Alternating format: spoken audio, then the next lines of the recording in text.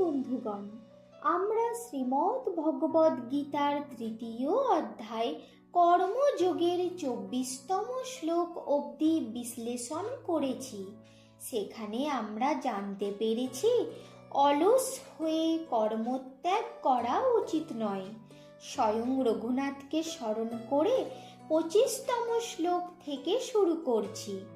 সক্তা কর্মণি অবিদাংশ যথা কুর্বন্তি ভারত কুর্যাৎ বিদ্যান তথা অসুক্ত চিকীর্ষু লোক সংগ্রহম।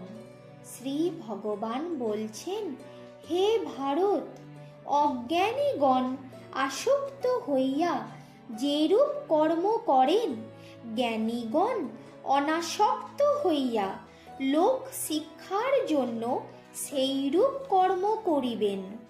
ন বুদ্ধিভেদং ন জনয়েৎ অজ্ঞানাং কর্মসঙ্গিনাম যোষয়েৎ সর্বকর্মাণি বিদ্যান যুক্ত সমাচরণ।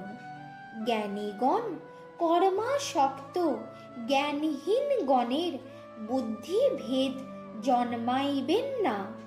তাহারা অবহিত চিত্তে সকল কর্ম অনুষ্ঠান করিয়া জ্ঞানহীন দিগকে কর্মে প্রবৃত্ত করিবেন।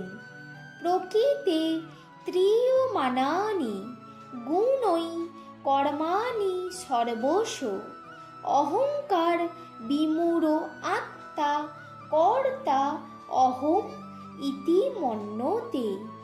প্রকৃতির গুণত্রয় শরীরেন্দ্রিয়াদি সংঘাতে পরিণত হইয়া লৌকিক ও বৈদিক সমস্ত কর্ম সম্পাদন করে।